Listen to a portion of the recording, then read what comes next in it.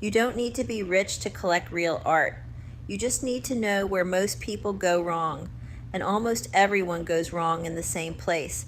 They wait. They assume collecting is something that happens later, when there's more money, more space, more certainty. Meanwhile, the artists they could have supported early are gone or expensive, and the walls stay bare. Here's what I want to show you today: a practical, honest framework for building a real art collection on a real budget. No auction paddles, no gallery gatekeepers, just you, your taste, and a little discipline. Let's get into it. The first thing to understand is that art collecting has always been a middle-class activity, dressed up in billionaire clothing. When the Impressionists were being rejected by the official salons in Paris, it wasn't wealthy institutions keeping them alive. It was doctors, shopkeepers, and passionate ordinary people buying canvases nobody else wanted. Those buyers shaped art history. The market followed them, not the other way around. So the first mental shift is this: drop the idea that a collection is a status symbol. It's a practice. It's what happens when you decide to pay attention to what moves you and then act on it, repeatedly, over time. Before you spend a single dollar, answer one question: why do you want to do this? If you're collecting for emotional resonance, price matters less than how a piece makes you feel. If you're collecting to support artists you believe in, then who made it matters as much as what it is.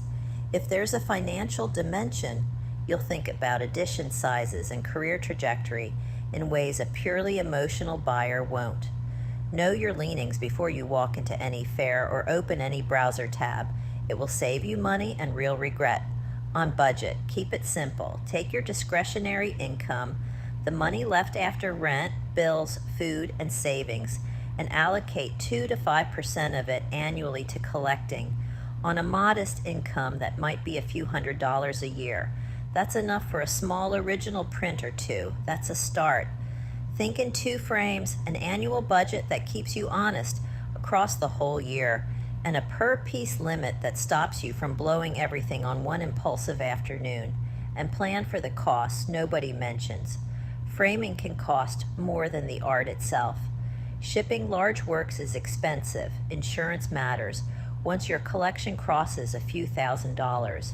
Budget for these, or your numbers will lie to you. Where to actually find affordable, worthwhile art right now? Online platforms built around emerging artists have made this genuinely accessible.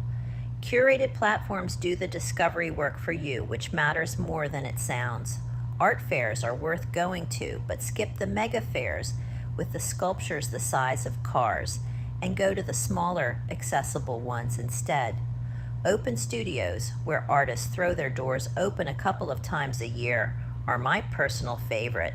You meet the maker, you see the work in progress, and you buy without the gallery markup. University degree shows are the most underrated option that exists. Art school graduates price work to pay rent. You might buy an early piece from someone who becomes significant. Even if you don't, you got real art and help someone keep going. Before you buy anything, run this test. Save the image and set it as your phone wallpaper for a few days. If you're still glad to see it on day 4, that feeling is real. If the thrill fades, you saved yourself a mistake. Ask the seller basic questions. Is this an original or a limited edition?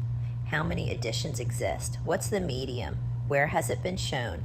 Any serious artist or seller will answer these easily. Evasion is information. Building a collection over time is about developing a point of view.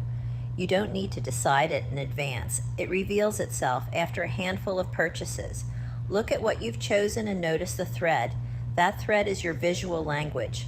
Once you see it, your buying gets sharper and more intentional.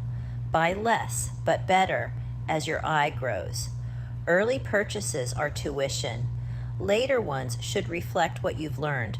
And always get a certificate of authenticity, a receipt, and any provenance records with each purchase.